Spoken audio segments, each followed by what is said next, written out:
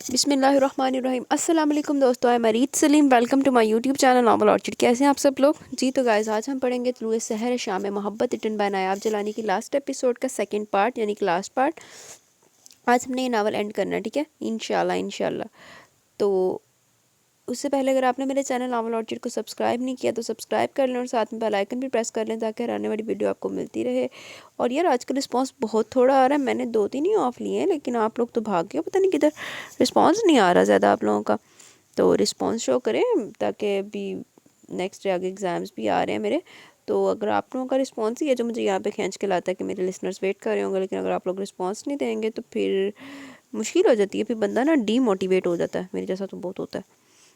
تو خیر آئیے پڑھتے ہیں طلوع سحر شام محبت ریٹن بائی نایاب جلانی کی لاسٹ ایپیسوڈ کا لاسٹ پارٹ۔ فاخرہ بیٹی، تم میں اور شگفتہ میں ایک چیز مشترک ہے، اور وہ بھلا کیا ہے؟ قمری خالہ نے پاندان گھسیٹ کر گھٹنے کے نیچے کھسکایا اور گہری سوچوں میں گمسم فاخرہ سے بولی۔ مقصد صرف فاخرہ کا دھیان بٹانے کا تھا جو ہر وقت بھیگی آنکھوں سے نہ جانے کیا سوچتی رہتی تھی۔ کیا چیز مشترک ہے خالہ جان؟ شگفتہ بیگم نے ہنستے ہوئے داخلی دروازے میں قدم رکھا۔ یہی کہ تم رمیز کی سوتیلی ماں اور فاخرہ ضربہ کی، مگر تم دونوں میں اللہ کی قسم آج تک مصنوعی پن نہیں دیکھا۔ تمہاری قربانی اپنی جگہ، مگر فاخرہ کے بلند حوصلے اور ہمت کی مثال نہیں ملتی۔ خالہ قمری اپنے اصلی منہ پھٹ انداز میں کہہ رہی تھی، مگر میرے نمبر کیسے کم ہوئے خالہ جان؟ شگفتہ بیگم نے شگفتگی سے کہا، بیٹے جو غم فاخرہ نے اپنے بچوں کے متعلق جھیلے ہیں، پاس رہ کر قریب آ کر دوریوں کا صدمہ نہیں برداشت ہوتا۔ سمجھو کنواں پاس تھا، پھر بھی فاخرہ کی ممتا پیاسی رہ گئی۔ خالہ قمری آپ دیدہ کہہ رہی تھی۔ شگفتہ بیگم بھی خاموش ہو گئی جبکہ فاخرہ تھکے تھکے قدم اٹھاتی اپنے کمرے کی جانب بڑھ گئی، جو کہ خالہ قمری نے انہیں عنایت کیا تھا۔ اگر دنیا میں برے لوگ بھی تھے تو اچھے لوگوں کی بھی کوئی کمی نہیں تھی۔ ایک مثال تو سامنے بیٹھی 72 سالہ یہ بوڑھی خاتون تھی، جو ہمیشہ ہر کڑے وقت میں فاخرہ کے لیے ڈھال بن جاتی تھی۔ اس وقت جب بے سر و سامانی کا عالم تھا، مالک مکان رؤف گجر اپنا مکان خالی کروا چکا تھا۔ وہ بے یار و مددگار ایک آسلی زیان کو اپنے لخت جگر کو دیکھ رہی تھی۔ شاید وہ آگے بڑھ کر اپنی بکھری ٹوٹی ماں کو سہارا دے، مگر وہ تو ابیس فریدی کا بیٹا تھا، ویسے کٹھور اور پتھر دل۔ نہ جانے کہ فاخرہ اس سے رحم کی بھیک مانگنے لگی تھی۔ اس وقت جب سر پر چھت نہیں تھی، مالی پوزیشن بہت ڈاؤن تھی، سروا کی شادی میں وہ مقروض تک ہو گئی تھی۔ شاید اس بات سے رؤف کے گجر نے فائدہ اٹھایا، وہ زروا کی شادی کا سن کر آگ بگولا، اگر پھر اس بدفطرت اوباش نے سارا کھات مانگنے اور رشتہ طے کرنے پر اسٹارٹ شروع کر دیا۔ فاخرہ نے جب محلے کے بزرگوں نئے امام مسجد کو بلوا کر تمام معاملہ ان کے گوش گزار کیا اور انہوں نے رؤف گجر کو سخت سنانی شروع کی تو وہ ہتے سے اکھڑ گیا، کڑ انہیں مکان خالی کرنے کی دھمکی دیتا بکتا جھکتا نکل گیا۔ اس نے صرف دھمکی نہیں دی بلکہ سامان اٹھا کر باہر پھینکوانا شروع کر دیا۔ فاخرہ نے اس ذلت کی گھڑی میں کسی غیبی امداد کی شدت سے دعا کی تھی، اور پھر پورے 9 سال بعد ایک مرتبہ پھر انہی گلیوں میں زیان کو عطا دے کر وہ حق تک رہ گی، مگر زیان نے ان کے ممتا بھرے جذبات کو مجروح کر دیا تھا۔ جبھی تو انہوں نے دل کو اتنا سخت کر لیا کہ اب کبھی اس کا نام ان کے لبوں پر نہیں آیا تھا۔ ابھی وہ اگلی گلی کے آخری سرے پر پہنچی تھی جب قمری خالہ لشتم پشتم ان تک آئیں۔ وہ رحمت کا گویا فرشتہ بن کر آئی تھی۔ انہوں نے نہ صرف انہیں اپنے بھتیجے کے گھر میں جگہ دی بلکہ کرایہ لینے سے بھی انکار کر دیا۔ قمری خالہ کا بھتیجا کچھ عرصے پہلے اپنی فیملی سمیت باہر سیٹل ہو گیا تھا۔ دنیا کا نظام اسی لیے تو چل رہا ہے کہ کچھ بد لوگوں کے درمیان سے اچھے لوگ بھی موجود تھے۔ ان کی آنکھوں میں کچھ بیتے دنوں کی کرچیاں چبھنے لگیں۔ انہوں نے ایک بہت ہی غریب گھرانے میں آنکھ کھولی۔ والد کی پرچون کی معمولی سی دکان تھی، مگر وہ بہت ہی نیک اور دیندار انسان تھے۔ انہوں نے اپنے دونوں بچوں کی تربیت بہت اچھی کی۔ بچوں کو پڑھانے کا بہت شوق تھا انہیں، اس لیے فاخرہ نے ابا جی کے شوق اور جنون کی وجہ سے ماسٹرز کر لیا۔ ظہیر بھی اچھا خاصا ذہین تھا، مگر لاپرواہی کی وجہ سے صرف انٹر کے بغیر بعد پڑھائی کو خیر بات کر کے ابا جی کی دکان پر بیٹھنے لگا۔ انہی دنوں فاخرہ کے لیے شاہ قدوس کی حویلی سے رشتہ آیا۔ ابا جی کے جاننے والوں کے توسط سے آئے رشتے کو اماں نے کسی نعمت کی طرح قبول کیا۔ شاہ قدوس جیسی نیک معزز اور رحم دل خاتون، جن کی سخاوت کے دور دور تک چرچے تھے، جن کے نرم میٹھے لفظوں نے اماں کو اپنا اسیر کر لیا، ایسے اچھے رشتے کو ٹھکرانا کہاں کی عقل مندی تھی۔ یوں معمولی سی جانچ پڑتال کے بعد ہاں کر دی گئی، اور محض کچھ ہی دنوں میں وہ ایک شاندار حویلی میں رخصت ہو کر چلی گئی۔ پہلا دھچکا انہیں اس وقت لگا جب ابیس نے گھونگھٹ اٹھانے کے بعد کہا، اگر تم خوبصورت نہ ہوتی تو میں نے تمہیں اٹھا کر باہر پھینک دینا تھا۔ ابیس فریدی اپنی ماں اور چھوٹے بھائی سے قطعاً مختلف تھا۔ ایک ایسے شخص کے ساتھ رہنا کس قدر تکلیف دہ تھا جس میں تمام اخلاقی برائیاں پائی جاتی تھیں، مگر صبر اور محبت کے سبق ان کی ماں نے جو گرہ میں باندھ کر دیے تھے، صرف انہی کی بدولت وہ 8 سال ابیس کے ساتھ اس کی ہر طرح کی زیادتی برداشت کرتے ہوئے رہی۔ زیان کی پیدائش کے بعد بھی ابیس کے شغل ویسے جاری تھے، اور ان دنوں وہ اپنی کزن امرین میں بہت دلچسپی لینے لگا تھا۔ اماں جان ساس کا گھریلو ملازم انہیں تمام رپورٹ پہنچاتا رہتا تھا۔ بقول کرم دین کے چھوٹے صاحب آج کل ایک ماڈرن لڑکی کے ساتھ بہت گھوم پھر رہے ہیں۔ یہ بدتکلفی انہیں شادی کے قریب لے آئی تھی، ایسا کچھ فاخرہ نے سوچا بھی نہ تھا۔ جو ہی شہر سے اطلاع پہنچی، اماں جان اسے ہمراہ لیے فوراً روانہ ہو گئی تھی۔ ابیس تو اماں جان کو دیکھتے فرار ہو گیا، البتہ دلہن بنی امرین کو دیکھ کر فاخرہ کو دلی صدمہ پہنچا۔ ایک عورت دوسری عورت کی تباہی کا سامان کر رہی تھی، یہ بیچاری ابیس کے ہرجائی پن کو جانتی نہیں۔ इसे यूं ही नए चेहरे मतवजा करते हैं नादान लड़की। फाखरा ने अफसुर्दगी से सोचा। कुछ ही देर बाद अम्मा जान ने हाशिम भाई के कान में न जाने क्या फूंका के तमाम मंजर लख्त बदल गया। चहमगोइयां करते लोगों की जुबानें रुक गई और मुबारक सलामत का शोर उठने लगा। अभी इस वाक़े के बाद कुछ अरसा नादम रहा और फिर दोबारा से अपनी मसरूफियात में खुद को गुम कर लिया। अम्मा जान की वफ़ात के बाद अभी इसकी मनमानियाँ करने की मुकम्मल छूट मिल गई। गैर औरतों को घर ले आता। फाखर अगर कुछ कहती तो इन्हें ज़ुदकोब किया जाता। और फिर एक दिन वो इन्हें तलाक देकर और घर से निकाल कर ज़ियान को लिए पहले शहर और फिर किसी दूसरे मुल्क चला गया। इसे आने वाली नन्ही जान की कोई परवाह नहीं थी। इसे अपना एक वारिस चाहिए था जिसे लेकर वो मकरूर हो चुका था। इनकी ज़िंदगी में पहले कौन सी आसानियाँ थी जब एक मरतबा फिर मैके की दहलीज पर आकर बैठना पड़ा। इस अरसे में अब्बा जी और अम्मा तो चल बसे। अब मैके का मान सिर्फ एक भाई और भावज थी जिसे इनका बेज़रब वजूद और मासूम सा अब्दुल बारी खुटकता था। आए दिन के तानों और लड़ाइयों से घबराकर ज़हीन ने सोचा बच्चे को यतीम खाने भिजवा दिया जाए, मगर फाखरा के दिल को किसी ने मुट्ठी में लेकर मसल दिया। बहुत सोचने के बाद इन्होंने दिल पर पत्थर रखकर अपने जिगर के दूसरे टुकड़े को भी किसी और को सौंप दिया। इतना इत्मीनान तो बहरहाल दिल को था कि हाशिम भाई गैर नहीं बल्कि बारी के सगे चच्चे हैं, मगर अमरीन के मिजाज में खौफ आता था। अब्दुल बारी चला गया मगर नुदरत को अब नंद का वजूद भी एक आंख नहीं भाता था। सारा दिन कामकाज करने के बाद भी वो नुदरत के मिजाज को बेहतर नहीं कर पाती। इसी तरह कुछ साल गुजरे कि नुदरत अपने मोहल्ले के एक मौलवी का रिश्ता ले आई। अब्दुर्रहमान की पहली बीवी फौत हो चुकी थी। 5 बच्चे थे जिन्हें फाखरा ने माँ बनकर पाला पोसा और मोहब्बत दी। मतलब फाखरा दे सिर्फ 2 ही बच्चे या अब्दुल बारी थे ज़ियान, बाकी सारे ये मौलवी दे बच्चे थे। सादगी से हफ्ते के अंदर निकाह हुआ और वो मौलवी अब्दुर्रहमान के घर चली आई। इनके बच्चे बहुत ही बाअदब और नेक थे, जल्दी घुल मिल गए। इस तरह वक्त के थाल में कुछ साल और सिक्कों की तरह गुजरे। नुदरत के यहाँ तीसरी बच्ची की वलादत हुई। 2 घंटे बाद वो बच्ची समेत खुद भी चल बसी। ज़हीर भी नन्ही परियों को इनके हवाले करके खुद कराची चला गया और फिर इसकी कभी खैर खबर नहीं आई। दुरे मकनून और रानिया दोनों में इनकी जान थी, इनके इकलौते भाई की निशानियाँ। मौलवी साहब ने भी बच्चों से हमेशा शफकत भरा रवैया रखा। वो इन्हें हमेशा अच्छा खिलाने पहनाने की कोशिश करते थे, मगर फिर भी न जाने कि दुरे मकनून इनके घर के माहौल रहन सहन हर शय से मतनफ़र थी। वो जादू की छड़ी से किसी ऊंचे महल में जाना चाहती थी और वो अपनी लाडली को हर लम्हा यही बावर कराती थी कि ऊंचे महलों में सुख नसीब से मिलता है। मेरी बेटी हमेशा अच्छे मुकद्दर की दुआ किया करो, ये धन दौलत बस धोखा है।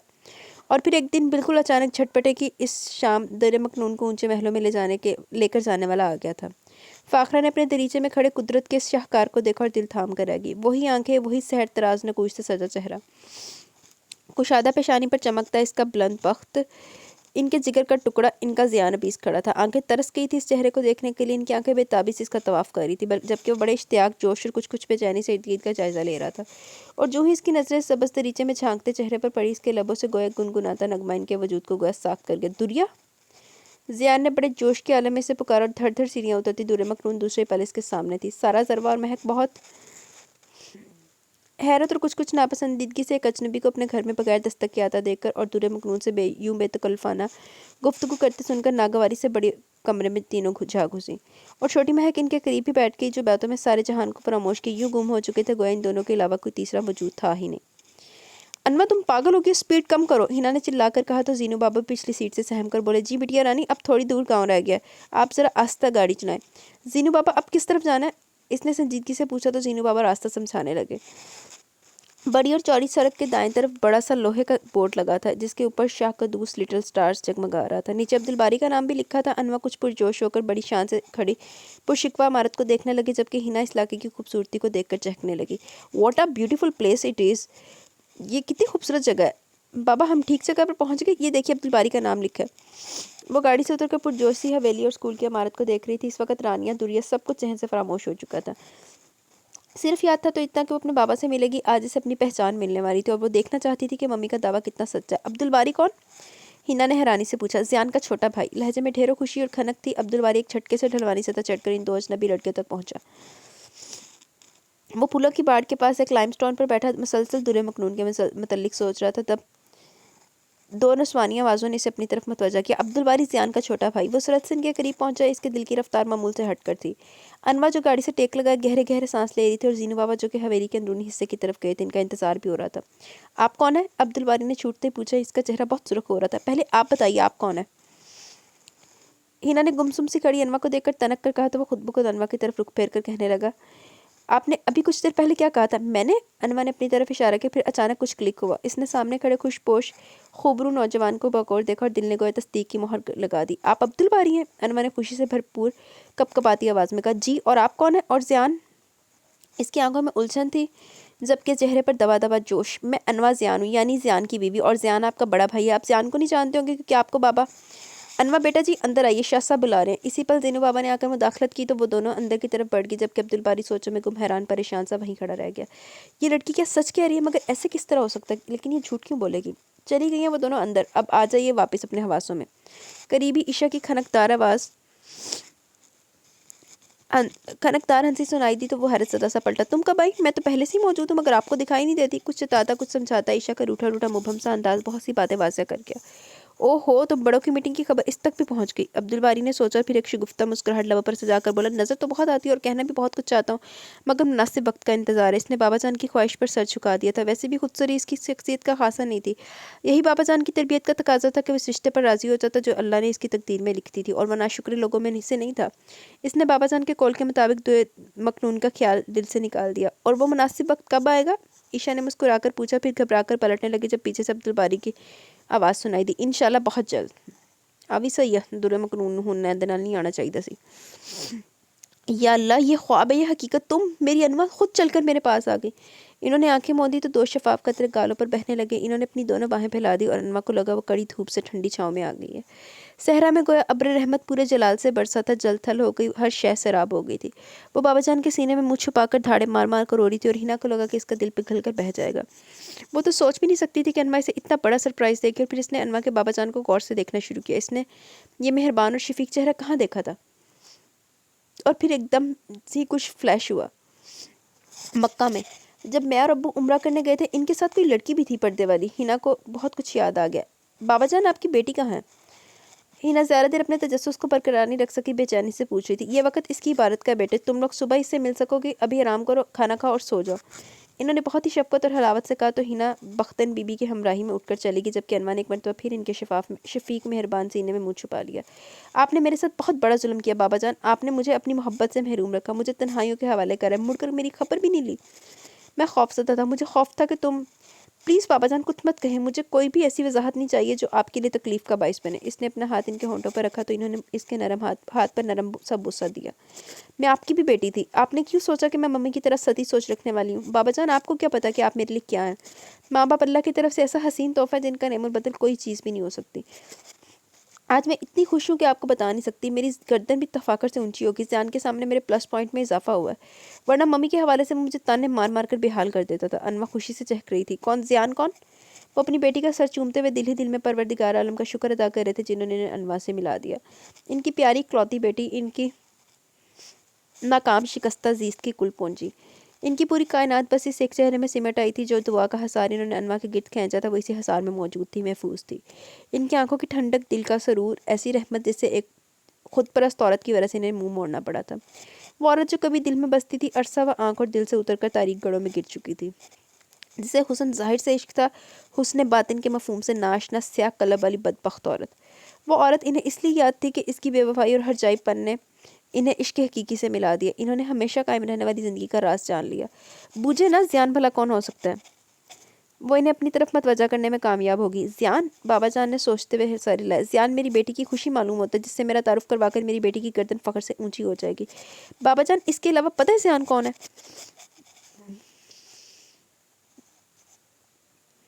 اس نے جان بوجھ کر سسپینس پھیلانا چاہا. ان کے لبوں پر دھیمی سی مسکان نے جھلک دکھائی. آپ کے تایا جان ابیس فریدی کا بیٹا، میرا بھتیجا اور انواع کا نصف بہتر. ہنا نے مسکراتے ہوئے ٹکڑا لگا اور انواع ہنس ہنس کر دوری ہوگی. نصف بہتر؟ اس نے گویا بہت ہی لطف لیا. ہنا بہت خوشی کے عالم میں سے دیکھ رہی تھی جسے کبھی مسکرانا آتا ہی نہ تھا، اور اب خوشی اس کی آنکھوں سے چھلک رہی تھی. ہنا بیگ اٹھا کر واپس چلے گی سونے کے لیے. بابا جان، آپ نے عبدالباری کو بتایا کہ میں کون ہوں؟ تم مجھے موقع دو گی تو بتاؤں گا نا. انہوں نے شفقت سے اس کی طرف دیکھا جو امرین کی جوانی کی تصویر تھی. وہ بہت حیران ہوگا کہ آپ اس کے بابا نہیں چاچا ہیں.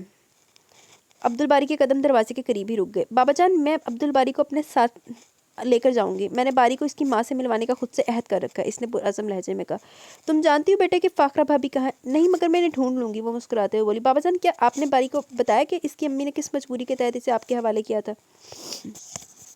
کچھ دیر سوچنے کے بعد اس نے آہستگی سے کہا تو بابا جان نفی میں سر ہلانے لگے۔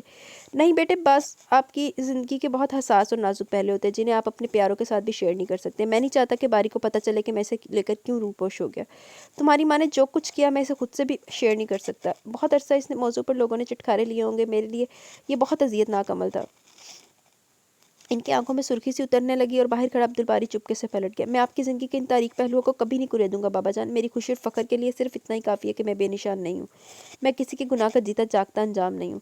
میرا باپ اس دنیا میں نہیں، بظاہر وہ ایک معزز انسان تھا، اور میری ماں نے جانے کی ان مجبوریوں کے زنجیر میں جکڑی ہوگی۔ میں اپنی ماں سے ملنے ضرور چاہوں گا۔ چلو عبدالباری دے وچ تکل ایسی آنتے بیکلا ہوا ہے، لیکن میں لگتا ہے زیان کو نا کوئی چکر پڑا ہے جس میں نا زیان کو سپورٹ، اپنی ماں کی سپورٹ کی ضرورت تھی، لیکن اس کی ماں نے اس کو سپورٹ نہیں کیا، اس لیے اب زیان ایسا ہو گیا۔ اس لیے کہ میں نے ماں کو اپنے ہاتھ سے چھو کر محسوس کرنا، اور پھر میرا بھائی اور تم بہت اچھی سی لڑکی انما میری محبتوں کی شراکت دار بن گئی ہو، مگر میری ماں کا سندیسہ سنا کر مجھے خوشیوں کی دولت سے مالا مال کر دیا۔ میری اچھی سی بھابھی، میرے کھوئے رشتے مل گئے، میں ایک مضبوط ستون کے سہارے کھڑا ہوں، میری بنیادیں مضبوط ہیں، اور میرے دل سے آخری پھانس بھی چپکے سے نکل گئی کہ میں کسی کے گناہ کا ثمر نہیں ہوں۔ میرے اور آپ کے رشتے مضبوط ہیں، حوالے مضبوط ہیں بابا جان۔ یہ تعلق خون کے تعلق ہے، یہ محبت کے تار دلوں سے جڑے ہیں، یہ کشش خون کی کشش تھی۔ وہ بہت تیزی کے ساتھ لاؤنج سے گزرتا گول زینہ طے کر کے رانیہ کے کمرے کی طرف بڑھ گیا۔ آج دوسری مرتبہ وہ رانیہ کے کمرے کے دروازے پر دستک دے رہا تھا۔ کچھ دیر بعد دروازہ کھول دیا گیا۔ رانی کی آنکھیں تحیر کے عالم میں پھیل سی گی۔ آپ؟ وہ ہکلا کر اتنا ہی کہہ سکی۔ اندر نہیں آنے دو گی؟ زیان کا لہجہ خوشگوار تھا۔ رانی حیرت سے بت بنی کھڑی تھی۔ آؤ رانی، یہاں بیٹھو، میں نے تم سے کچھ باتیں کرنی ہیں۔ اس نے نرمی سے کہتے ہوئے صوفے کی طرف اشارہ کیا۔ وہ آہستہ روی سے چلتی ہوئی صوفے پر بیٹھ گئی، مگر سر یوں جھکا ہوا تھا۔ یہ سر کبھی زیان کے سامنے اٹھنے کے قابل نہیں تھا۔ ایک ایسے ہی حوالے سے رانی کی ذات منسلک تھی۔ تم مجھ سے نفرت کرتی ہو نا؟ نہیں تو، وہ گھبرا کر بولی۔ یہی سچ ہے، زیان نے خاکی لفافہ ٹیبل کے اوپر رکھتے ہوئے کہا۔ رانیہ جی؟ اس نے سر اٹھایا اور پھر جھکا لیا۔ میرا دل چاہتا ہے تم پھر سے مجھے وہی زیان سمجھو۔ کیا؟ وہ متحوس سی آنکھیں پھاڑے دیکھنے لگی۔ ہاں رانیہ، میں ٹھیک کہہ رہا ہوں، یہ انتقام کا سلسلہ اب ختم ہو جانا چاہیے۔ بہت اس آگ میں خود بھی جلاؤ اور چھوڑو اس قصے کو۔ اس لفافے میں طلاق کے کاغذات ہے، جیسے خاموشی سے یہ نام نہاد بندھن بنا تھا، اسی خاموشی سے توڑ رہا ہوں۔ چند ایک لوگوں کے سوا کوئی اس حقیقت سے واقف نہیں، اور جو جانتے ہیں وہ میرے وفادار ہیں۔ دیکھو رانیہ کے آنسو کیسے، تمہاری دلی خواہش پوری ہو رہی ہے، کیا تم ایسا نہیں چاہتی تھی؟ زیان نے ٹپٹ کر پوچھا۔ وہ کچھ نہیں بولی، بس خاموشی سے آنسو بہاتی رہی۔ میں آپ سے نفرت نہیں کرتی، بس آپ نے جو کچھ کیا، اگر اس رات میں بول پڑتی تو حالات کچھ اور ہوتے۔ اٹس اوکے، میں کچھ فضول سننے کے موڈ میں نہیں ہوں۔ یہ بتاؤ تم نے اپنے بارے میں کیا سوچا؟ کیا مطلب؟ اس نے حیرت سے پوچھا۔ اپنوں سے ملنا نہیں چاہو گی؟ زیان نے کہا تو وہ بے چین اٹھی۔ آپ مجھے پھپھو امی کے گھر چھوڑ دیں۔ پھپھو امی کو یہی نہ لے آؤں؟ مگر کیسے؟ کیا وہ آ جائیں گی؟ آپ نے کب سے انہیں امی تسلیم کیا ہے؟ رانی نے حیرانی سے آنکھیں پھیلا کر کہا۔ اس کا اعتماد زیان کے رویے کی بدولت رفتہ رفتہ بحال ہو رہا تھا۔ ایک ایسی کرپٹ عورت کی باتوں پر یقین کر لیا جو اب اس دنیا میں نہیں۔ میں امی کو لینے جا رہا ہوں۔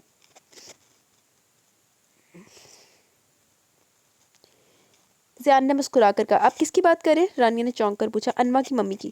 کیا ان کی ڈیتھ ہو گئی ہے؟ اسے بے حد افسوس ہوا۔ ہاں، پھر کیا سوچا تم نے اپنے بارے میں؟ زیان نے اٹھتے ہوئے سنجیدگی سے کہا۔ آپ مجھے دارالاقامہ چھوڑ دیں، میں نہیں چاہتی کہ پھپھو امی مجھے آپ ہی کے یا کسی پرانے حوالے سے ملے۔ سمجھدار ہوگی اور رانی، یہ لو، جب نئی زندگی کی ابتدا کرو گی تو اس کی ضرورت محسوس ہوگی۔ زیان نے ایک اور لفافہ اس کی طرف بڑھایا تو رانی حیرانی سے پوچھنے لگی۔ اس میں کیا ہے؟ ایک سپر لگژری فلیٹ کے کاغذات۔ یہ گھر تمہارا ہوا، میری طرف سے تم دونوں کے لیے قبل از وقت تحفہ۔ ہم دونوں؟ وہ ایک مرتبہ پھر حیران ہوئی۔ تم اور مبین؟ اب سمجھ موٹی عقل میں بات۔ زیان مسکراتا ہوا نیچے چلا گیا۔ اسٹڈی روم میں آ کر پہلے اس نے امرین کی میل کو ڈیلیٹ کیا، پھر شاہ قدوس کی حویلی کے بارے میں سوچنے لگا، مگر اس سے پہلے اس نے اپنی ماں سے معافی مانگنا تھی، انہیں بتانا تھا کہ وہ ان سے کتنا پیار کرتا ہے، اور ان کے حوالے سے اسے مبین، ضربہ اور سارا سے لگاؤ ہے۔ بہت دیر بعد سے اس نے حقیقت کو تسلیم کر ہی لیا تھا۔ جن لوگوں سے اس کی ماں نے محبت کی، وہ کیسے ان لوگوں سے نفرت کر سکتا تھا؟ وہ آج کل مبین سے ہر روز ملتا تھا، اس کا پراپر علاج ہو رہا تھا، اور اب وہ زندگی کی بہاروں کی طرف متوجہ ہونے لگا تھا، صرف اور صرف رانیہ کی وجہ سے۔ زیان جب پہلی مرتبہ مارک میں بینچ پر گمسم بیٹھے مبین کو دیکھ کر اس کے قریب کیا تو چونکنے سے پہلے اس نے پوچھا، رانیہ کہاں ہے؟ اور زیان جیسے زیرک بندہ جو مقابل کے اندر تک اتر جانے کا فن رکھتا تھا، بس خاموشی سے اسے دیکھے گیا۔ فیصلہ تو کب کا ہو چکا تھا، اب عمل کرنا باقی تھا۔ آج سے 7-8 ماہ پہلے انوا کی اپنی زندگی میں شامل کرنے سے پہلے اس نے سوچا تھا کہ رانی کو اس کا جائز مقام دے دینا چاہیے۔ کچھ ایسی سوچوں کے زیر اثر وہ اس کے کمرے کی طرف بڑھا تو اسے جائے نماز پر بیٹھا روتے دیکھ کر ٹھٹک گیا۔ اللہ جی، مجھے پھپھو امی سے ملا دے، ضرور آپی، سنیا، سارا اور میرا مبین۔ وہ دھاڑے مار مار کر رو رہی تھی اور زیان بے آواز قدموں سے پلٹ آیا تھا۔ پچھلے 1-2 دن سے وہ مسلسل امی کے پرانے مکان کے 1000 چکر لگا چکا تھا، مگر ان کا سراغ ملنا مشکل امر لگ رہا تھا۔ پھر کچھ سوچ کر اس نے پڑوسیوں کا دروازہ کھٹکھٹایا تو ایک ادھیڑ عمر عورت نے اس کی تمام بات سن کر خالہ قمر النساء کا ایڈریس دیا۔ یوں اس کی تمام مشکلیں آسان ہوتی چلی گئیں۔ انواع کے ہاتھ سے شیشے کا گلاس لڑکتا ہوا فرش پر گر کر چکنا چور ہو گیا تھا، مگر وہ گلاس کی طرف متوجہ کہاں تھی؟ وہ پچھلے صحن میں بیٹھی نرم گرم دھوپ کا مزہ لے رہی تھی، جب ایک سر سے لے کر پیروں تک چادر میں لپٹی لڑکی بیرونی دربار سے لگی سلچی کی طرف بڑھنے لگی۔ اب وہ ٹوٹی کھول کر وضو کرنے لگی تھی، مگر اس سے پہلے اس نے ٹینٹ نما چادر کو کھونٹی پر لٹکایا اور مگن سے انداز میں وضو کرنے لگی۔ یہ حویلی کا پچھلا حصہ تھا، یہاں آمد و رفت نہ ہونے کے برابر تھی۔ اس کے لمبے بال چوٹی میں بندھے تھے، اس کا چہرہ وہ ٹھیک طرح سے دیکھ نہیں سکی تھی، مگر پھر بھی اس لڑکی کے خوبصورت ہونے کا اسے یقین تھا۔ جو ہی وہ چادر کھونٹی سے اتارنے کے لیے پلٹی، نظریں گم سم سی انواع سے جا ٹکرائیں۔ یقیناً بابا صاحب کی بیٹی انواع۔ دورے مکنون نے مسکان لبوں پر سجا کر سوچا، ایک اجلی چمکیلی سی دھلی دھلائی مسکان۔ وہ دھیرے دھیرے اس کی طرف بڑھی تھی۔ انواع کی نظریں اس کی شفاف گردن میں جھولتی موٹی سی چین پر تھی، جس کا لاکٹ انسانی شکل میں ڈیزائن کیا گیا تھا اور جس میں سفید نگینے جڑے تھے اور واضح لفظوں میں لکھا تھا زیان۔ اب وہ بالکل انواع کے قریب پہنچ چکی تھی، لبوں کے پاس بھورا تل مسکرایا تھا، بہت ہی خوبصورت کتابی چہرہ۔ دوریا؟ وہ زیر لب بڑبڑائی۔ دورے مکنان ایسے وحشت زدہ سی ہو کر 2 قدم پیچھے ہٹی، گویا کسی نے زہریلے کیڑے نے کاٹ لیا ہو۔ دوریا مائی لو، جیسے کسی نے سرگوشی کی تھی چپکے سے کان کے قریب۔ انواع کو لگا اس بند کتاب کا صفحہ صفحہ بکھرنے والا، کوئی بھید چھپا نہیں رہے گا، کوئی راز اب پوشیدہ نہیں رہے گا۔ بند کتاب کا لفظ لفظ پڑھنے کو انواع بےتاب ہو رہی تھی۔ ہنا بھی چونک کر ان کے قریب آ گئی۔ آپ وہی ہیں نا، مکہ میں عمرہ کے دوران ہم ملے تھے، آپ انواع کے بابا جان کے ساتھ آئی تھی، بہت شوق تھا مجھے آپ سے دوبارہ ملنے کا۔ دیکھیں اللہ نے پھر سے ملن کروا دیا۔ ہنا پرجوش سی کہہ رہی تھی، پھر انواع کی طرف متوجہ ہوئی۔ ان سے ملو انواع، میں نے کہا تھا نا کہ میری ملاقات ایک بہت ہی اچھی ہستی سے ہوئی تھی، تمہاری کچھ بے چینی کا حل ان کے پاس ضرور ہوگا، آپ لوگ باتیں کریں، میں ابو کو اور شام کو ایک فون کر کے آئی۔ ہینا نے مسکراتے ہوئے پلٹ گئی جب اس نے آہستگی سے کہا، میری کچھ نہیں، سب بے چینیوں کا حل ان کے پاس موجود ہے۔ تم کون ہو انواع؟ دورے مکنون نے کپکپاتی آواز میں پوچھا۔ یہی سوال تو میں آپ سے کرنا چاہتی ہوں، کوئی بھی مجھے اس کا جواب نہیں دیتا۔ بہرحال میں زیان کی بیوی ہوں۔ انواع کے انکشاف نے اسے دم بخود کر دی۔ تم کیا جاننا چاہتی ہو اور کیوں؟ دورے مکنون نے گہرا طویل سانس لیا، چاہے اس نے پل سے رات سے گزرنے کا فیصلہ کر لیا تھا۔ میں زیان اور آپ کے تعلق کی نوعیت کے بارے میں جاننا چاہتی ہوں، اور کیوں جاننا چاہتی ہوں اس کے لیے شاید آپ کی ذات کی کچھ الجھنیں رانیہ کی زندگی کے قیمتی سالوں کو الجھا رہی ہیں۔ میں رانیہ کو اس کا جائز مقام دلوانا چاہتی ہوں، مگر میں یہ بھی دیکھنا چاہتی ہوں کہ رانیہ کے لیے زیان کے دل میں کتنی گنجائش ہے۔ اس نے بات کے اختتام پر دورے مکنون کی طرف دیکھا۔ زلزلے کے بعد کے تمام تر آثار اس چہرے پر پائے جاتے تھے، جا بجا خوف کی، ملال کی، غم اور ندامت کے آنسوؤں کی دراڑیں تھی، 1% بھی نہیں۔ اس نے بھیگی پلکوں کو چادر کے پلو سے صاف کیا اور بولی، آؤ انواع میرے ساتھ اندر آؤ، آج میں اپنی کتاب زندگی تمہارے حوالے کرتی ہوں۔ اسے نظر آتش نہ کرنا، نہ ہی دریا برد کرنا، بلکہ اسے پڑھنے والی تمام میری جیسی لڑکیوں کے لیے عبرت کا جیتا جاگتا نشان بننے دینا۔ ان نادان لڑکیوں کو بتانا، سب کو دورے مکنون کی طرح بابا صاحب جیسے رہنما نہیں ملتے، اور نہ ہی ہر لڑکی دورے مکنون کی طرح بلند بخت ہوتی ہے جس کے مقدر کی سیاہی ندامت کے اشکوں سے دھل جائے، نہ ہی ہر ایک پر بخشش و کرم کی عنایات کی جاتی ہیں، اور نہ ہی ہر ایک کو معرفت کے جام پلائے جاتے ہیں۔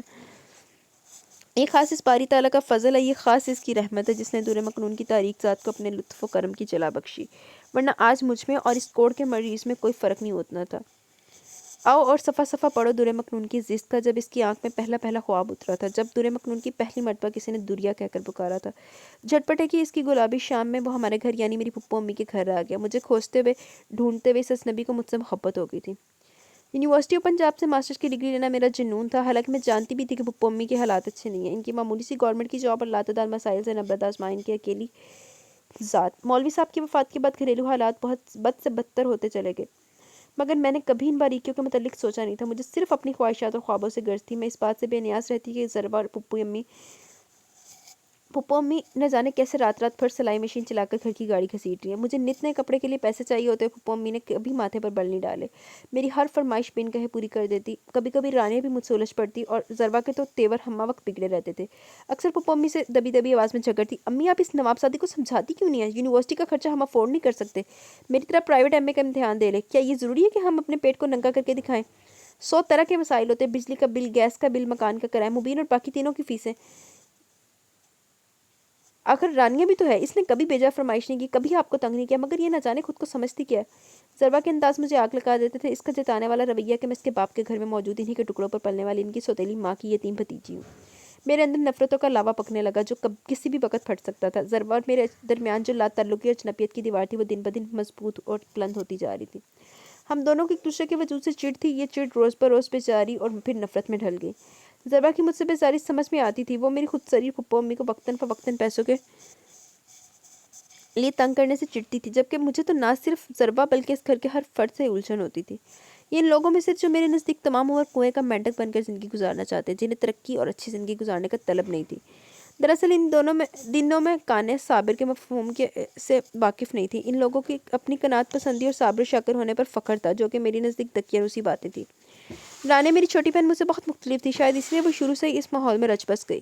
اس کی سب سے بہت دوستی تھی، وہ پھپھو امی کی بھی بہت لاڈلی تھی، اور انہوں نے رانیہ اور مبین کے حوالے سے بہت کچھ اچھے خواب بھی دیکھ رکھے تھے، جن کی چمک ان دونوں کی آنکھوں میں محبت بن کر بہت سے راز افشا کر رہی تھی۔ مجھے کچھ بھنک پڑی تو میں نے رانیہ کو خوب چھاڑا، وہ مجھ سے بہت ڈرتی تھی، بہت خوفزدہ رہتی تھی۔ ابھی اگ تو لو، پھر عشق بھی کر لینا، اپنی عمر دیکھو، اتنی سی ہو بھی، نہ جانے پھپھو امی کے دماغ میں کیا خناس سمایا، قبل اس وقت ہی ایسی باتیں کرنا نامناسب ہے۔ اور پھر میں نے تمہارے لیے بہت بلند خواب دیکھ رکھے ہیں، یہ مبین امپرفیکٹ نظر نہیں آتا؟ میں تمہیں کسی اونچے گھر میں بیاہوں گی، یہ مبین تمہیں کیا دے سکتا ہے؟ دال روٹی کے چکر میں الجھا، 4 بہنوں کی ذمہ داری ہے اس پر، انہیں بیاہتے ہی بوڑھا ہو جائے گا۔ میری سوچیں آلودہ ہو چکی تھی، اور رانیہ زرد چہرہ لیے خاموشی سے میرے سامنے سے ہٹ گئی۔ میں نے بتایا نا کہ وہ مجھ سے بہت خوفزدہ رہتی تھی، اس میں اعتماد کی کمی تھی۔ میرا اس پر بڑی بہنوں والا روب اور دبدبہ تھا۔ پھپھو امی اکثر مجھے سمجھاتی تھی کہ میں رانیہ کے ساتھ نرم لہجے میں بات کیا کروں، اور مجھے اس کی ہر نصیحت سے گویا چڑ ہو چکی تھی، بلکہ مجھے ان کا وجود ہی کھٹکنے لگا تھا۔ پتہ کیوں؟ شاید اس لیے کہ جب وہ مجھ سے ملنے میرے گھر آیا تو پھپھو امی نے ایک نیا ڈرامہ شروع کر دیا۔ وہ بے تحاشا روتے ہوئے اس کا منہ چوم رہی تھی۔ تم میرے بیٹے ہو، میرے زیان، میری آنکھیں ترس گئی تھی تمہیں دیکھنے کے لیے۔ ان کے رونے دھونے سے زیان قطعاً متاثر نہیں ہوا، بلکہ ایک دم گویا سے کرنٹ لگا۔ میں آپ کا بیٹا نہیں، اس نے نفرت سے کہا، تم میرے بیٹے ہو، میرے زیان۔ میری آنکھوں کی ٹھنڈک میرا دل گواہی دے رہا ہے۔ پھوپھی امی تڑپ کر بولی، اگر میں آپ کا بیٹا ہوں تو یہ لوگ کون ہیں؟ وہ زہر کنسا مہک سنیا اور سارا کو دیکھ کر کہہ رہا تھا، کیوں چھوڑا تھا آپ نے مجھے؟ آپ میری ماں نہیں ہو سکتی۔ زیان آگ بگولا تن فن کرتا چلا گیا، اور پھر میں پھپھو امی سے جھگڑنے لگی۔ میری بد کلامی کو خاموشی سے برداشت کرتی وہ معمول کے کام سر انجام دینے لگی، مگر ضربہ سے یہ سب برداشت نہیں ہوا۔ میرے اور ضربہ کی یہ پہلی انتہائی سخت قسم کی لڑائی ہوئی، اور پھر گویا ایک سرد جنگ کا آغاز ہو گیا۔ پھپھو امی کو میرا زیان سے ملنا پسند نہیں تھا، مگر جب وہ گھر آتا تو انہوں نے کبھی سے منع نہیں کیا، بلکہ ان کی آنکھیں اسے دیکھ کر چمکنے لگتی تھی۔ مجھے آج بھی زیان سے یونیورسٹی میں ملاقات کا پہلا دن روز اول کی طرح یاد ہے۔ کوریڈور میں اپنے دوستوں کے گروپ میں کھڑا وہ مجھے دور سے دیکھ چکا تھا، اور پھر بقول زیان کے اس کے دل نے پہلی بیٹ مس کی تھی۔ وہ جان بوجھ کر مجھ سے ٹکرایا تھا۔ زیان کہتا تھا اسے مجھ سے بہت محبت ہے۔ یونیورسٹی کا چپا چپا ہماری محبت کا گواہ تھا۔ میں اس کے سنگ چلی تھی ایک بڑے گھر کی چائے لے کر، اور اس نے میرا ہاتھ تھاما تھا اپنے اندر کی محرومیوں کو ختم کرنے کے لیے۔ وہ کہتا تھا میری زندگی بہت ٹریجک سی ہے، وہ اس میں خوشگواری لانا چاہتا تھا۔ اسے اپنی ماں سے نفرت تھی، اور یہی نفرت میں نے رفتہ رفتہ اس کے اندر مضبوط کر دی۔ وہ کبھی پلٹ کر ان راہوں کی طرف نہ دیکھے۔ میں سوچ بھی نہیں سکتی تھی کہ ماں مجھے چھوڑ دیں گی۔ کیا کوئی عورت اپنا بچہ چھوڑ سکتی ہے؟ وہ اکثر بہت ٹوٹ پھوٹ کا شکار پھپھو امی کا ذکر چھیڑ دیتا، یعنی اس کے دل میں ان کے لیے کچھ نرمی ضرور تھی۔ شاید وہ مجبور ہو۔ زیان کی دل گرفتی اکثر مجھے غصے سے بے حال کر دیتی۔ مجبوری؟ میں سلگتے ہوئے اس کا دھیان بٹا دیتی۔ یونیورسٹی سے فراغت کے بعد زیان نے ہائر اسٹڈیز کے لیے ابراڈ چلے جانا تھا، اور میں اپنے اور اس کے تعلق کو کوئی نام دینا چاہتی تھی، جبکہ وہ تو دل و جان سے تیار تھا۔ اچھا تم بھی میرے ساتھ چلنا۔ اس کے ڈیڈی نے سنا تو ہنگامہ کھڑا کر دیا، ابھی تم ان میں چور ہو، شادی کے لیے عمر پڑی ہے، اپنی تعلیم مکمل کرو اور اس گرتے کاروبار کو سنبھالو۔ ان کا انداز دو ٹوک تھا۔ مجھے ابھی دوریا سے شادی کرنی ہے۔ زیان بھی انہی کا بیٹا تھا، کیسے ہار مان لیتا؟ زیان کو مجھے درا مکنون کہنے میں بڑی دقت محسوس ہوتی تھی، اس نے اپنی آسانی اور خواہش پر مجھے دوریا کا نام دیا تھا۔ زیان نے مجھے اپنے آنے کا فیصلہ کر رکھا تھا، اس کے فیصلے سے ٹکرانا ابھی فریدی خود بھی نہیں چاہتے تھے۔ تھوڑی سی مشکلات کے بعد زندگی میں آسانیاں آنے والی تھی، یہی خوشی مجھے ہواؤں میں اڑائے رکھتی۔ زیان نے صاف لفظوں میں کہا کہ ڈیڈی پرپوزل لے کر نہیں جائیں گے، انہوں نے مجھے پرمیشن دے دیا ہم کورٹ میرج کر لیں۔ میں زیان کے فیصلے سے متفق تھی، میری آنکھیں اپنے درینہ خوابوں کی تعبیر پر چمک رہی تھی، میرا دل ریزہ ریزہ ہو رہا تھا، اور میں اس وقت کی کیفیت بتانے سے قاصر ہوں۔ میری پھپھو کی آنکھوں میں آنسو تھے، ان کے لبوں پر التجا تھی، وہ مجھے منع کر رہی تھی، روک رہی تھی اونچے زمانے کی اونچ نیچ اپنی عزت کے واسطے، مگر میں آنکھیں اور کان بند کر چکی تھی۔ ایسی بے رحمی میری سرشت میں تو نہیں تھی۔ میں نے اس وقت پھپھو امی سے مزید کوئی بات نہیں کی، مگر اس رات میں نے چپکے سے گھر چھوڑ دیا۔ اسی رات ہم نے کورٹ میرج کر لی، اور اگلے 3 ہفتوں کے اندر میں نے رانیہ کے بھی پیپرز تیار کروا لیے۔ میں اپنی بہن کو ان بند گلیوں سے نکال لانا چاہتی تھی۔ ایک طویل جھڑپ کے بعد میں زبردستی رانیہ کو لے آئی تھی۔ مجھے پھپھو امی کے آنسوؤں نے بھی موم نہیں کیا، بلکہ جاتے سمے میں نے انہیں جتا کر کہا، آپ چاہتی نہیں کہ ہم اچھی زندگی گزاریں؟ اس مولوی کی اولاد سے بڑی محبت ہے، سگی بھتیجیں زہر لگتی ہیں، اگر آپ کو مجھ سے محبت ہوتی تو میرا نکاح خود زیان سے کرتی، مگر آپ کی خود غرضانہ سوچ سے میں واقف ہوں۔ یقیناً ضربہ کی زیان سے شادی کا سوچ رکھا ہوگا، ان سوتیلے رشتوں نے جب آپ کو دھتکارا تو پھر کہاں جائیں گی؟ ابھی بھی وقت ہے، اور سوچ لیں، میں آپ کو بھی ساتھ لے جانے کے لیے تیار ہوں، مگر شرط یہ ہے کہ ان لوگوں سے آپ رابطہ نہیں رکھیں گی۔ جاؤ، درِ مکنون تمہیں اللہ کی امان میں دیا۔ میرا دل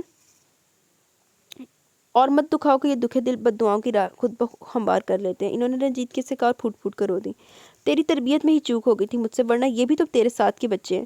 جو بدنامی کا کالک تو نے میرے منہ پر مل دیا، ساری زندگی کے لیے یہی کسک کافی ہوگی۔ لوگ تانے دیں گے کہ فاقرہ کی بھتیجی گھر سے بھاگ گئی تھی۔ دعا کرنا تیرے پیچھے جو یہ 4 امانتیں مولوی صاحب نے مجھے سونپی ہے، عزت کے ساتھ اس گھر سے رخصت ہو۔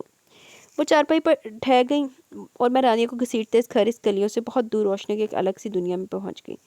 مجھ جیسی خوابوں میں رہنے والی لڑکی کے لیے انڈیانا جادو کی نگری ثابت ہوا۔ یہاں ہم لوگ زیان کے ایک دوست املاک کے گھر ٹھہرے تھے، بڑا ہی پرہیزگار ملا ٹائپ نوجوان تھا۔ انڈیانا سے ہائر بائر ہم لوگ کیلیفورنیا پہنچے۔ ہماری آمد سے پہلے ایک فلیٹ ڈیڈی نے رینٹ پر لے لیا تھا۔ زیان نے مجھے بھی ایڈمیشن لینے کا مشورہ دیا، جسے میں نے بری طرح ریجیکٹ کر دیا۔ میں اب پڑھنا نہیں، صرف انجوائے کرنا چاہتی تھی۔ سچ تو یہ زیان بہت لبرل تھا، اس نے مجھے ہر طرح کی آزادی دی۔ وہ خود بھی آزاد خیال کھلنڈرا سا نوجوان تھا۔ وہ انسٹیٹیوٹ سے واپس آتا تو ہم دونوں کا زیادہ وقت گھومنے پھرنے میں گزرتا۔ رانی اس دوران گھر میں کمرہ بند کیے پھپھو امی کی یاد میں تمام دن آنسو بہاتی رہتی تھی۔ زیان نے مجھے اتنی محبت دی کہ اب میرا اس محبت میں دم گھٹنے لگا تھا۔ محبت کا تھوڑا سا بخار ہوتا تو مجھے یوں محسوس ہونے لگا کہ زیان میں بہت زیادہ حاکمیت پسندی پائی جاتی ہے۔ اسے اپنی زندگی میں لفظ نہیں سے نفرت تھی۔ وہ مجھ پر بھی حکم چلاتا تھا، وہ سب پر حکم چلاتا تھا۔ اس کے دوست جاننے والے نوکر اس کے سامنے کچھ ایسا نہیں بولتے تھے جو اسے ناپسند ہو۔ میں اس وقت کی گہرائی اور اپنا شرمناک ماضی تمہارے سامنے اس لیے کھو رہی ہوں انواع کہ تم زیان کی زندگی کا ایک اہم حصہ ہو۔ کبھی اس گمان میں اپنے درمیان نفرتوں کو مت جنم دینا۔ میں اس کا بھیانک ماضی ہوں جسے وہ یقیناً بھلا کر تمہاری طرف بڑھا ہے۔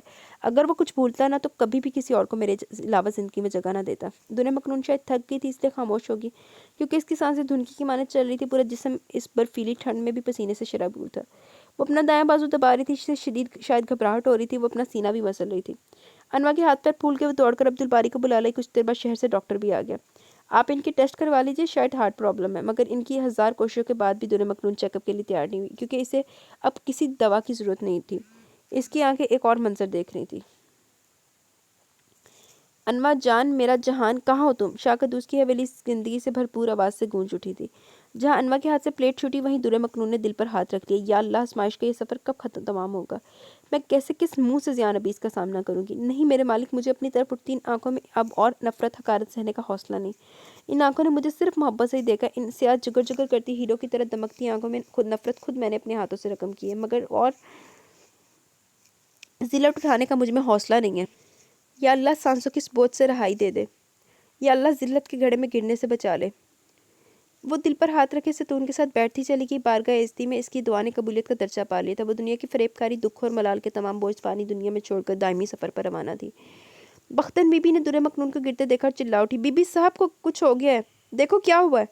پل ہی پل میں ایک کوہرام مچ گیا۔ 2 مردوں کی دھتکاری درِ مکنون کی موت کی خبر نے پوری بستی کو ایک غم کی لپیٹ میں لے لیا۔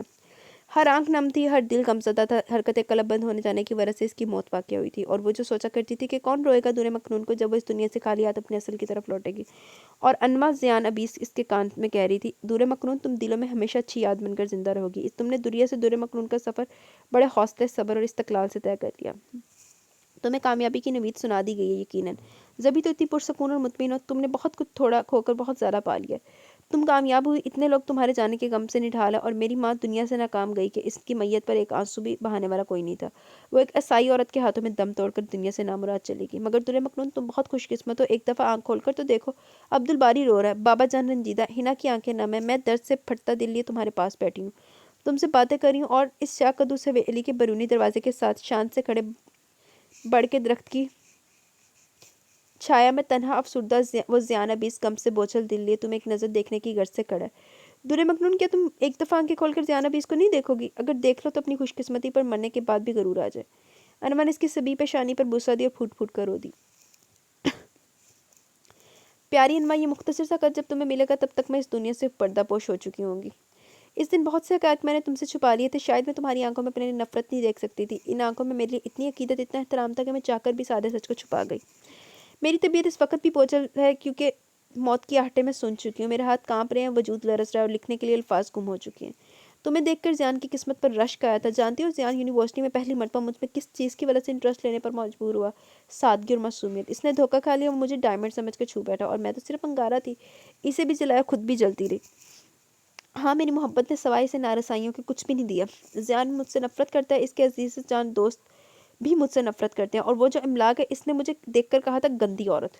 ان 2 لفظوں نے دنیا کو زمین بوس کر دیا. میں پورے قد سے ڈھہ گئی اور میرے اوپر عمارت کا تمام ملبہ آن گرا. میں لفظ پکڑنے کی کوشش کر رہی ہوں مگر مجھ سے کچھ لکھا نہیں جا رہا. ایک دفعہ پھر زخموں کو کھرچ کر اول روز کی طرح کی اذیت کا لطف لینا چاہتی ہوں. اسی لیے بقیہ آدھا سچ بھی سن لو، جان لو.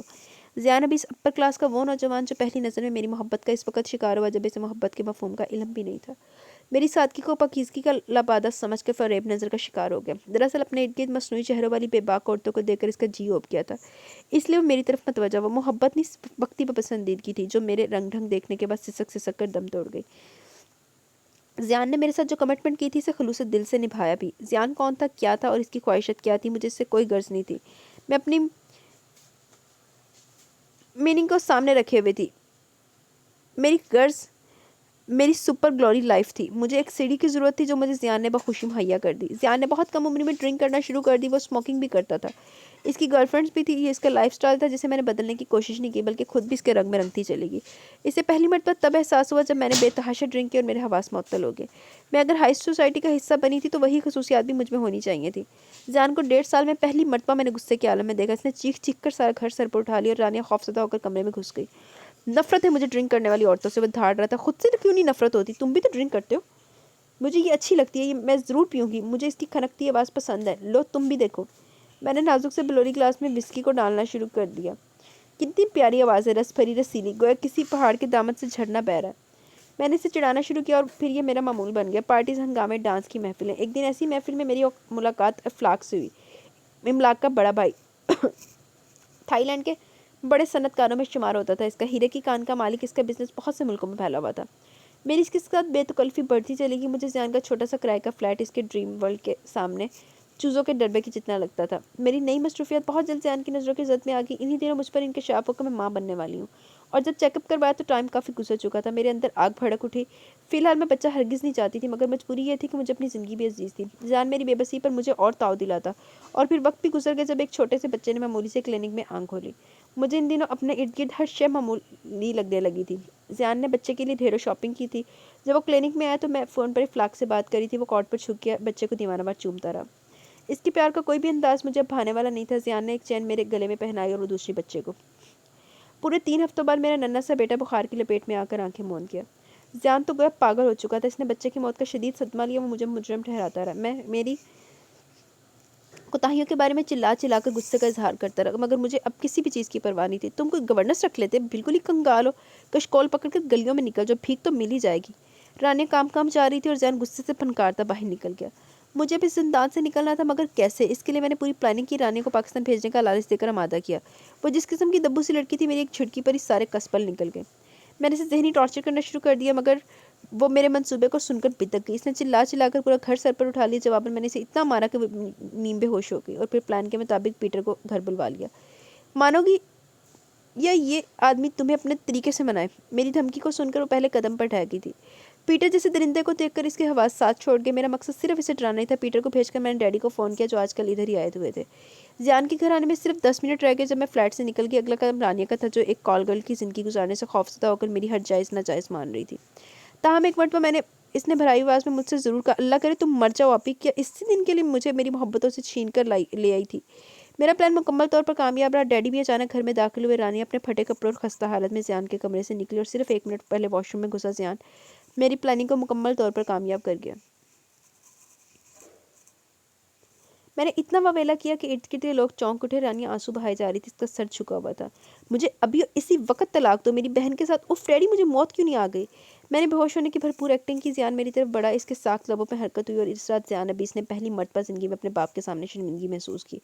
ارد گرد کی مسلم کمیونٹی کے لوگ بھی اکٹھے ہو گئے. زیان چیخ رہا تھا، رانیہ سے التجائے کر رہا تھا جو ہوش و خود سے بیگانہ بے ہوش پڑی تھی. اس کی بے ہوشی نے میرے پلان پر کامیابی کی مہر لگا دی. زیان وحشت زدہ سا سب کو دیکھ رہا تھا. ڈیڈی نے نفرت سے منہ پھیر لیا. کم از کم رشتوں کے تقدس کا تو خیال کر لیا ہوتا. ڈیڈی آگے بڑھے اور زیان کے منہ پر تھپڑ رسید کر کے صوفے پر ٹھہر گئے. زیان شاید زندگی میں پہلی مرتبہ رویا تھا کیونکہ اسے اپنے بہتے آنسوں پر حیرت ہو رہی تھی. زیان نے مجھے طلاق دے دی. میں فتح کا احساس لے اس کے گھر سے نکل آئی. انڈیانا پہنچ کر میں نے افلاق کو فون کیا اور پھر اس کے ڈریم ورلڈ میں داخل ہو گئی. مگر اس کے بعد میرے خواب چکنا چور ہو گئے. میرے ساتھ ایسا ہی ہونا چاہیے تھا. املاک نے سنا تو مجھ پر لعنت بھیجنے خود چلا آیا. وہ زیان کا دوست تھا، کلاس فیلو، اور حقیقت تو یہ تھی کہ زیان اپنے فرینڈس کے معاملے میں بہت لکی تھا. اس کے دوست اس سے شدید محبت کرتے تھے. زیان اور دریا ज़ियान की दुरिया अपनी नादानी, कम अक्ली और अंधी ख्वाहिशों की तकमील की खातिर इंडियाना की सड़कों पर रुल गई। जिसकी खातिर मैंने इतना बड़ा कदम उठाया वो मेरे हुस्न का सौदागर निकला। इसने मेरी खूबसूरती को कैश कराना चाहा, और जब मैंने इसकी बात ना मानी तो वो किसी मुर्दा कुत्ते की तरह मुझे धुतकार गया। तुम जैसी औरतें घर बसाने के लिए नहीं, सिर्फ बेडरूम से जाने के लिए वक्ती ज़रूरत के तहत इस्तेमाल की जाती है, फिर टिश्यू पेपर की तरह डस्टबिन में फेंक कर यूं अजनबी बन जाते हैं गोया कभी मिले ही ना थे। मैं पथरा कर वापस पलटी तो रास्तों को गुम पाया। शिकागो से न्यूयॉर्क और फिर वापसी पाकिस्तान के सफ़र ने रोम रोम में थकन उतार दी। मैं इन बदकिस्मत औरतों में से थी जो अपने हाथों से गड़क होती हैं और फिर खुद ही इसमें गिर जाती हैं। मैंने घाटे का सौदा किया, नुकसान भी सारे मेरे हिस्से में है। फिर मुझे बाबा साहब मिले। इन्होंने मेरे वजूद में चुभे एक एक कांटे को निकाल दिया। कल की शाम आखिरी कांटा भी निकल गया। ज़ियान को ज़िंदगी की तरफ पलटता देखकर इसकी आंखों में तुम्हारी मोहब्बत और चाह की चमक पाकर मैं पुरसकून और मुतमईन हो गई हूँ। ज़ियान की तमाम तर अज़ियतों के बाद अल्लाह की तरफ से मिलने वाला ख़ास तोहफ़ा हो तुम। अनवा, तुम्हें देखकर फ़ख्र करने को दिल करता है और ज़ियान का फ़ख्र बेजान नहीं है। अनवा, मैं तुमसे कुछ भी नहीं मांगूंगी सवाए सवाए एक आखिरी ख्वाहिश की कि जब तुम अपने हरे भरे गुलशन को हमेशा आबाद शाद रहने की दुआ मांगो तो शाह कदूस की हवेली के बाएं जाने मौजूद शहर खमोशा के एक कोने में गहरी नींद सोई दूर मखनून के लिए दुआएं मगफरत ज़रूर करना। मैं ज़ियान अबीस हूँ, अबीस फरीदी का बेटा, जिसे वो मेरी माँ से छीन कर अब्रॉड ले गए थे। मैंने आज़ाद फ़िज़ाओं में ज़िंदगी के इब्तदाई कई साल गुजारे। हुसन और उरियानी को देखकर मेरा दिल औरत से ही उचाट हो गया, और फिर डैडी को फ्रेंड्स के घर में आता जाता देखकर मेरे जहन में औरत का इमेज बिगड़ कर रह गया। हमारी सोसाइटी में दोस्तियाँ, महफ़िलें और शराब शबाब के हुसन जश्न एक आम नॉर्मल रूटीन की बात मालूम होती थी। मैं ड्रिंक भी करता था, और जब लॉस ये गास में डैडी के हमरा जितना भी अरसा रहा तो ख़ुसूसन टोनी के क्लब में जुआ खेलने का शुगल भी करता रहा। फिर हम दोनों पाकिस्तान सेटल हो गए। अम्मी के बारे में डैडी ने हमेशा मुझे मतरफ़र करने की कोशिश की, जिसकी वजह से मुझे माँ का जिक्र भी पसंद नहीं रहा। फिर हम पाकिस्तान सेटल हो गए। यूं ही बेमकसद ज़िंदगी गुजारते, हल्ला गुल्ला पार्टीज़ और हंगामों में खुद को मसरूफ़ रखते, और कभी कभी यूनिवर्सिटी का चक्कर लगाकर डैडी को मुतमिन करने के चक्कर में ज़ियान अबीस खुद भी चकरा गया। बेइरादा सी निगाह उठी फिर जो दिल के पार उतर गई। दूर मखनून मेरी पहली मोहब्बत, पहली कमिटमेंट, पहली औरत जो मुझे बहुत अच्छी लगी, और दिल ने इसके साथ की तमन्ना कर ली। मुझे जो चीज़ पसंद आए मैं इसे हासिल कर लेता हूँ। वो मुझे अच्छी लगी, मैंने इसे अपना लिया। टोटल गलत तरीके से वो घर से भाग गई, इस घर से जहाँ मेरी माँ रहती थी। हमने कोर्ट मैरिज कर ली। डैडी ने दुनिया को खुले दिल से कबूल कर लिया, और चंद दिन बाद हम लोग अमेरिका चले आए। वो दुर्र मखनून थी जिसका नाम मुझे मुश्किल लगता था, सो मैंने अपनी जानी के लिए इसे दुरिया का नाम दिया। वो मेरी पहली कमिटमेंट थी जिसे मैंने आखिरी दम तक निभाने का अहद कर रखा था। मेरी लाशऊर में ख़ानदान टूटने का खदशा अव्वल रोज़ से ही मौजूद था, इसलिए मैं दुनिया को घर तक महदूद रखकर इसे खुद से बेजार नहीं करना चाहता था। मगर वो इतनी जल्दी यहाँ के रंग ढंग अपना लेगी, ये मेरे गुमान में भी नहीं था। स्मोकिंग, ड्रिंक, रात के तक घर से गायब रहना, इसका मुख्तसर सा लिबास मेरे लिए सब नाकाबिले बर्दाश्त था, और मुझे महदूद जहन का दकियानूसी मर्द कह रही थी। मैं इसकी ढटाई पर चिल्लाने लगा। इसने अपनी रविश नहीं बदली जब एक दिन इमलाक का फ़ोन आया। यार भाभी को समझाओ, ये किस सिम चल पड़ी हैं। फर्स्ट टाइम मैंने इन्हें देखा तो तुम्हारी खुशकिस्मती पर रश्क आया, और अब वो अफसोस से कह रहा था जबकि मेरा रवा रवा सुलगने लगा। इस तरह एक दो मजीद इमलाक के फ़ोन है। तुम तो जानते हो ना इफलाक भाई की आदत को, बड़े घौक शिकारी हैं। तुम भाभी को समझाते क्यों नहीं? और मैं इसे क्या बताता कि वो समझने और कुछ सोचने की पोजीशन से बहुत आगे निकल गई है। बच्चे की पैदाइश, डेथ और फिर दुनिया की नाकाबिले बर्दाश्त हरकतों ने बुनियादी तौर पर मुझे तोड़ डाला था, और इस सूरत हाल ने मुझे दीवाना बना दिया। मैं अपने घर को बचाना चाहता था, और दुनिया दर पर दम मेरी पुश्त पर तीर खोपने की मुकम्मल प्लानिंग कर चुकी थी, और इसके लिए दुनिया ने अपनी सगी बहन का इंतखाब किया था। रोती धोती रानियाँ वो वेला करती दुनिया, और फिर डैडी के साथ इर्द गिर्द वाले फ्लैट्स के लोग जिन्हें दुनिया खुद बुला कर लाई थी। बहुत अरसे बाद तक भी मैं इसके ड्रामे को समझ नहीं पाया, जब तक खुद रानी इतराफ़ न कर लेती, और फिर रानी के इतराफ़ ने मेरे अंदर इंतकाम की आग दहका दी। रानिया ज़हीर, दुनिया की छोटी बहन, जिसका निकाह डैडी ने इस वक्त मेरे साथ किया जब मेरे होश हवास सलामत नहीं थे। दुनिया को तलाक देने के बाद इतनी जिल्लत, इतनी तौहीन समेटे, और इसका तमाम तर ड्रामा समझने के बाद मेरा नर्वस ब्रेकडाउन होते हुए बचा था। मेरे दोस्तों ने मेरे घेरा डाल लिया, ख़ुसूसन हशाम और इमलाक तो रहते ही मेरे पास थे। और जिस दिन मुझे पता चला कि इफ्लाक ने दुनिया को धुतकार दिया, इसी शाम कैलिफोर्निया की सड़कों पर दुनिया की मोहब्बत ने मेरे दिल से आखिरी हिचकी लेकर दम तोड़ दिया। मैंने सोचा भी नहीं था कि ज़िंदगी में इतनी जिल्लत उठाऊंगा। मेरे दिल के शहर पर बड़ी भयानक शाम उतरी थी। यूँ महसूस होता कि अब कोई सहर तलू नहीं होगी। मोहब्बत के शहर को काली शाम ने आन घेरा। इसने मुझे ठुकराया, और मेरे अंदर एक और ज़ियान अबीस ने जन्म लिया। मुझ पर दौलत इकट्ठी करने का जुनून सवार हो गया। फिर मैंने इतना पैसा कमाया, मुझे खुद अपने एहसासों की मालियत का अंदाज़ा नहीं रहा। दुनिया ने मोहब्बत का सौदा दौलत के साथ किया था। आखिरी वक्त में डैडी ने कुछ इतराफ़ किए थे, मुझे अनवा के बारे में बताया, और रानी को आज़ाद करने की भी इल्तजा की। वो मेरा रानी के साथ रवैया देख कर रंजीदा रहते थे, और अपने इस वक्त के फ़ैसले पर पछताते थे। ये रिश्ता सिर्फ इंतकाम का था। मेरे दिल में इन तीन औरतों में से सबसे ज़्यादा जगह बनाने वाली अनवा हाशिम है, जिससे मैंने ज़िंदगी गुजारने का शौक पाया, सलीका सीखा। दुर्र मकनून ने मुझे नफ़रत करना सिखाया, रानी ने इंतकाम के रंगों से आशना करवाया, और मोहब्बत करना मैंने अनमा से सीखा, जिसने मुझे ये बावर करवाया कि ज़िंदगी का असल मकसद पैसा कमाना नहीं है, और जो मुझे बड़ी मोहब्बत और दिलजमी से नमाज का तरीका बताती थी, जिसके हाथों से अपने ज़ाती काम करवाकर मेरे दिल में सुकून की लहरें दौड़ने लगती थी। हालांकि अब 2 बच्चों की मसरूफियत की वजह से इसकी तवज्जो मुझ पर ज़रा कम कम ही होती है, मगर मुझे भी इसे अपनी तरफ मतवज्जा करने के हज़ार तरीके आते हैं। वो अक्सर चिढ़कर कहती है, आप भी बच्चों के साथ बच्चा बन जाते हैं। हर नई तुलू होने वाली सहर मुझे अनवा के मज़ीद करीब कर देती है। इसकी चाहतों के भी हज़ार रंग हैं, और हर रंग पहले से भी ज़्यादा दिलकश और हसीन होता है। मैं अपने हर जाए की इस मोहब्बत की शाम को अमेरिका के शहर कैलिफोर्निया के सुपुर्द कर रहा था, क्योंकि मुझे अपने देश की चमकती सुनहरी तुलू होने वाली शहर अपनी तरफ बुला रही थी। डैडी की आखिरी वसीयत मुझे अपनी ज़िंदगी के हासिल के करीब ले आई, ये मैंने सोचा नहीं था। मैंने अनवा को एक पार्टी में देखा और इसका असीर हो गया। एक दफ़ा फिर सादगी और मासूमियत ने मुझे अपनी जानिब माइल किया, मगर अब के इन गाने गोहर ताब को अंदर तक से परख लिया था। ज़ियान के बच्चे? अनवा ने बेडरूम के दरवाजे में झांक कर कड़ी निगाह से मुझे घूरा तो मेरी सोचों को भी ब्रेक लगे। हाँ, बच्चों की अम्मा।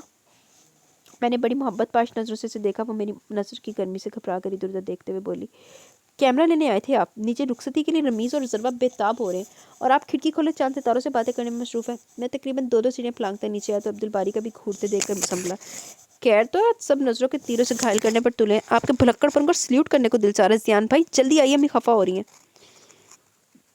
ओहो सॉरी यार, आ रहा हूँ, तुम चलो। मैंने किचन में हिदायत देती अनवा को बाजू से घसीटा और लॉन में ले आया चलाया। आज सनी और वसी की शादी की तकरीब थी। पूरा लॉन बरकी कमकों से सजा अजब बहार दिखा रहा था। मुझे 100% यकीन था कि तुम अंदर रोमांस बिगाड़ने लगे होगे। हम दोनों को एक साथ आता देखकर मेजर रमीज़ ने शरारत से कहा तो मैंने अपने असली पुरअतमार अंदाज में बोला, तुम पर किसी ने कर्फ्यू तो नहीं लगाया? बराबर ही तो बैठी है, हो जा शुरू। रमीज़ का कहकर बेसाख्ता था, जबकि ज़रवा झैम कर स्टेज की तरफ बढ़ गई। ईशा अली को गोद में उठाए साड़ी संभालने के चक्कर में हलकान हो रही थी। जो ही मेरी नज़र ईशा पर पड़ी, मैं अपनी जगह से उठा 2 माह के बारी के अली को गोद में उठाते हुए बोला, तुम्हें किस अहमक ने साड़ी पहनने का मशवरा दिया था? आपके भाई ने। ईशा बरजस्ता बोली तो सभी हंस पड़े। फाखर ने एक सर शायरी के आलम में अपने हरे भरे गुलशन को देखा। आंख से धोते शक्कर के आंसू टपके। अबीस फरीदी, इसी घर से तुमने मुझे निकाल दिया था जब मेरे पैरों के नीचे ज़मीन रही थी, ना सर पर आसमान। आज देखो पलट कर मेरे दाएं बाएं 2 मजबूत सतून खड़े हैं। इन्होंने अपने दोनों बेटों की पेशानी चूमकर सोचा, ज़ियान जब कमरी खाला के घर इनसे माफ़ी मांगने और लेने के लिए आया तो इनका दिल खुद ब खुद शफा पाने की मानिद हो गया।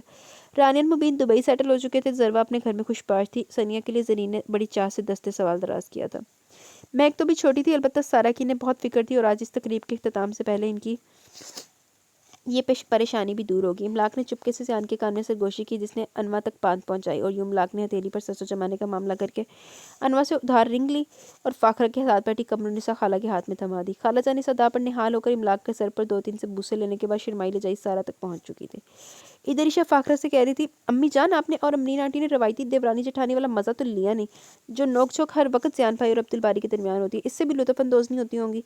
आप दोनों जैसे मैं और भाभी लुत्फ़अंदोज़ होते हैं। बस बेटा साथ रहने का मौका नहीं मिल सका। वो ईशा की ऊँगियों बोंगी के जवाब में हंसते हुए कुछ न कुछ कह देती थी।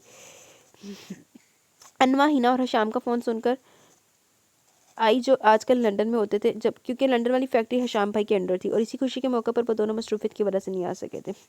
अनवा ने लॉन पर एक तायराना निगाह डाली। हर कोई मसरूर, शाद और हंस रहा था। बाबा साहब इनके दरमियान नहीं रहे थे, बल्कि हज के दौरान इन्हें हार्ट अटैक होने की वजह से इसी पाक सरजमीन में ही दफना दिए गए थे। यही इनकी वसीयत थी। इनकी दरीना आरज़ू पूरी हो चुकी थी।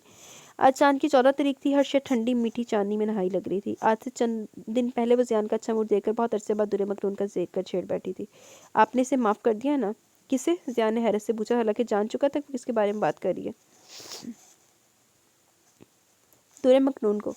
अनवा ने संजीदगी से कहा। हाँ, इसने पूरी सच्चाई से कहा। जब अल्लाह इसे माफ़ कर चुका तो फिर हम तो मामूली से हकीर बंदे हैं इसके, और फिर तुम ही तो कहती हो माफ़ करने वाले आला ज़रफ़ होते। और अनवा हल्की फुल्की हो गई। अरे मारिया को जो झूठे लारे लगाए थे, मारिया का क्या बनेगा? मुझे बीवी चाहिए, डेकोरेशन पीस नहीं, इमलाक ने संजीदगी से कहा। शुक्र है तुम्हें भी अकल सलीम आ गई, वरना ख्वाम का इस पर लट्टू हो रहे थे। ज़ियान ने चिढ़ाकर कहा। बस यार, नज़र का धोखा थी। इसने मुस्कुराते हुए सारा की तरफ देखा। अनवा इनके करीब से गुजरते हुए गदरे अलग थलग बैठी फाखरा के करीब आ गई। दुरे मखनून आज इनके दरमियान नहीं थी। फाखरा यकीनन इसके मुतल्लिक सोच रही थी। इनकी आंखें नम नम सी थी। इन्होंने और अनवा ने बेयक वक्त एक दूसरे की तरफ देखकर दूधिया चांदनी लुटाते चांद की तरफ देखा। यूं लग रहा था जैसे दुरे मखनून का चेहरा नूर में नहाया सितारों की झुरमुट में से झांक रहा है। इसने फाखरा के कंधे पर सर टकाकर आंखें मूंद ली और बोली, अम्मी जान, वो सबसे अच्छी पुरसकून जगह पर पहुंच गई है, जहाँ बाग होंगे, नहरें होंगी, खुशबुएं होंगी, रोशनियाँ होंगी, जहाँ रंज नहीं होगा, दुख नहीं होंगे, पछतावे नहीं होंगे, और ना ही मलाल के साए होंगे। इन्होंने गहरी इत्मीनान भरी सांस खींचकर तायदी अंदाज में सर लाया। इन्हें यूं महसूस हुआ कि चांद भी मुस्कुराकर तायद कर रहा है। जी तो गाइस, यहाँ पे ये नावल अपने इख्तिताम को पहुंचा। कैसा लगा आपको ये नावल? अपनी राय का ज़रूर इज़हार कीजिएगा। इंशाल्लाह कल मिलते हैं एक न्यू नावल के साथ। तब तक के लिए अपना बहुत सारा ख्याल रखें, दुआओं में याद रखें, और काइंडली रिस्पॉन्स अच्छा दें, और मुझे लिए बहुत सारी दुआएं करें, क्योंकि मेरे एग्ज़ाम्स हैं मंडे से। تو دعاؤں میں بہت سارا یاد رکھیں، اور یار واپس آ جاؤ چینل پہ، میں اب ریگولر ہو گئی ہوں، بیچ میں آگے جا کے کوشش کروں گی چھٹیاں نہ ہوں، لیکن اگر پھر بھی نہ ایک ادھی ہو گئی تو مینوں وہ تسی ہینڈل کمپرومائز کر لینا ذرا۔ تو مجھے اجازت ہے، میں چلتی ہوں، انشاءاللہ کل ملتے ہیں نیو ناول کے ساتھ، ٹھیک ہے؟ اللہ حافظ۔